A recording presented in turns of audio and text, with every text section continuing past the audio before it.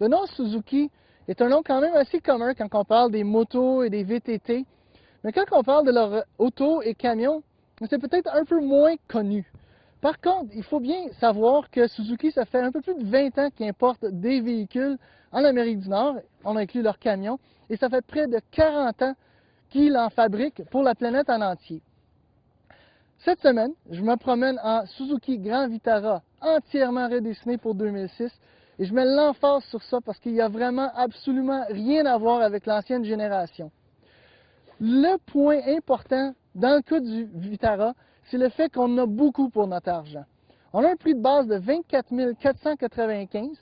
À ce prix-là, on a la traction intégrale, on a le V6 de 2,7 litres qui développe 185 chevaux et 184 livres-pieds de couple, et on a le choix entre une transmission manuelle à 5 rapports ou automatique à 5 rapports aussi. Mon modèle d'essai, c'est un modèle JLX avec cuir et il se détaille pour 29 995 $.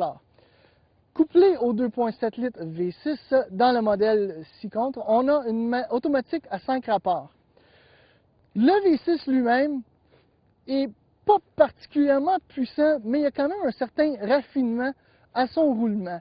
Il y a un beau son, une sonorité quand même assez intéressante.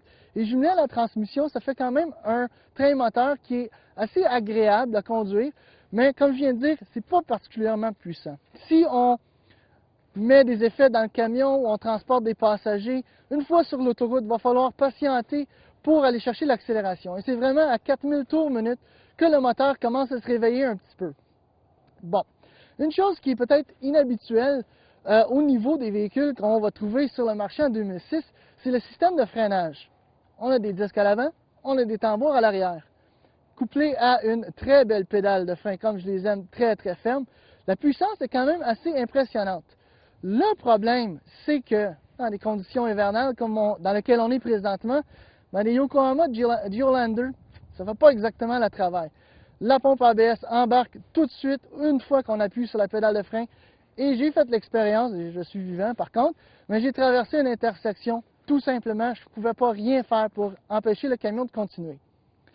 Dans le modèle JLX que j'ai ici présentement, il y a un système de 4 roues motrices par rapport à la traction intégrale des autres modèles. Ce qui veut dire qu'on a un différentiel central qui est verrouillable. Il y a un mode 4 high et 4 low.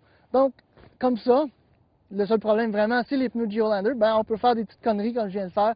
On peut mettre ça dans un banc de neige et quand même assez facilement s'en sortir.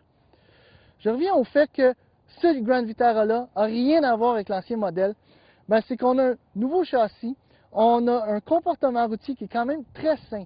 Et je veux dire, comparativement à l'ancien modèle, il fallait se battre avec le véhicule, mais celui-ci, avec sa suspension entièrement indépendante, ça va quand même très bien. C'est assez agréable à conduire pour un sport utilitaire et je dirais même qu'il se rapproche quand même de sa compétition, dans laquelle j'inclurais, disons, la référence, le CR-V. Direction, c'est assez précis, ça va assez bien. Pas rien de particulièrement désagréable avec la conduite du camion, autre que le fait que peut-être le moteur, un V6, comme il l'annonce sur le côté, n'est pas particulièrement un avantage comparativement à un 4-5 qu'on va trouver dans la majorité de ses compétiteurs. Si je continue sur le thème de valeur pour son argent, à l'intérieur du Grand Vitara, c'est quasiment là que ça commence. L'aménagement, c'est quand même très très bien. C'est beau, c'est bien fini.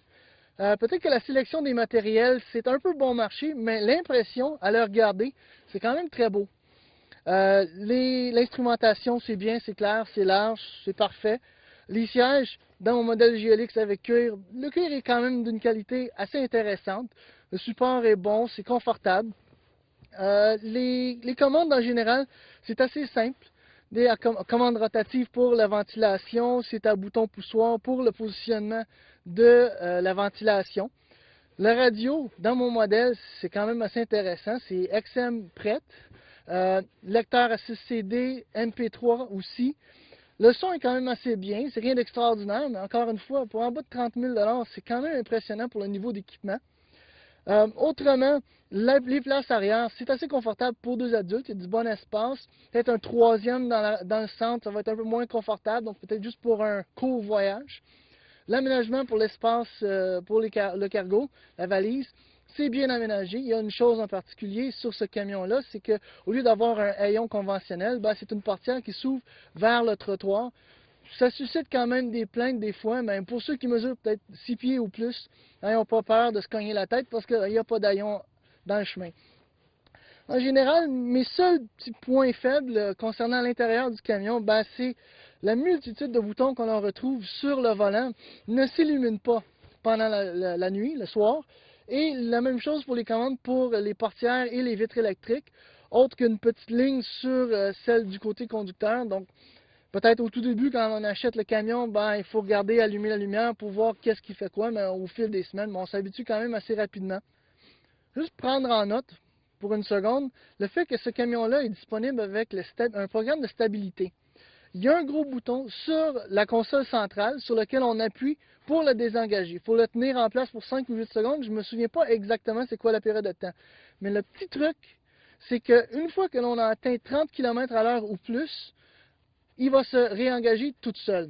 Donc, si on jumelle ça avec les pneus Yokohama 4 saisons, ben vraiment, là, tout ce qu'on entend, c'est le système fonctionner. Et ça l'aide pas vraiment. Quand on l'engage, par exemple, en position 4 low, ben, il se désengage complètement. En général, encore une fois, si on prend en considération le prix payé pour ce camion-là, l'intérieur, c'est très bien. Je dirais même que, pour moi, le numéro 1 dans la catégorie, le CR-V, je le répète, c'est peut-être le meilleur. Celui-ci, c'est un second très, très proche. C'est vraiment un package qui est très intéressant. Donc, en conclusion, le nouveau Grand Vitara pour 2006 est devenu, d'après moi, probablement un des meilleurs choix dans sa catégorie. La raison est que, généralement, les produits Suzuki sont très fiables, sont quand même peu dispendieux au niveau de l'entretien. Il faudrait juste s'assurer du côté de Suzuki, ou s'ils l'ont déjà fait, je l'espère, que ça va être un véhicule qui va quand même rencontrer les besoins de tout le monde. Moi, j'ai bien aimé conduire ce camion-là. Je ne m'attendais pas à quelque chose de aussi raffiné. Suzuki, en général, c'est quand même c'est plus robuste et utilitaire que sain comme comportement. Je suis impressionné par le Grand Vitara. D'après moi, c'est un des meilleurs choix dans la catégorie, et ça, contre des gros joueurs comme le CR-V, dont j'ai mentionné plus tôt. Là, j'exclus le RAV4, que je n'ai pas essayé encore tout nouveau pour 2006, mais c'est certain que si vous regardez un camion, vous voulez l'utilité, vous voulez des capacités, vous ne voulez pas payer trop cher, mais vous voulez quand même un certain niveau d'équipement, Grand Vitara demeure quand même un des excellents choix dans la catégorie. Allez l'essayer, vous allez sûrement être surpris comme moi.